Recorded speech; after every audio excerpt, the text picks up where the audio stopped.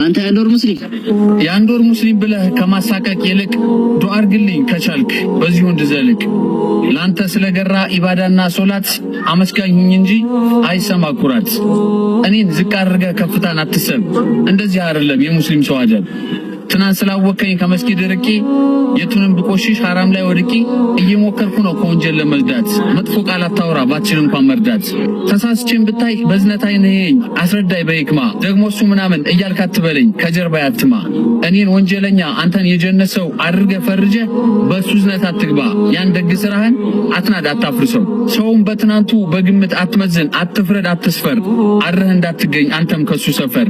አይቻልምና የኔንም ያንተንም መጨረሻ ማወቅ ባሁን አትኩራ ተዋት መጻደቅ። የቆምን ሲመስለን አንዳንድ ያለ መውደቅ። እየሞከርኩ ነው ከምታዝነው በላይ አንድ እናት ለልጇ ከምትሳሳው በላይ ስታጣው ከደጇ።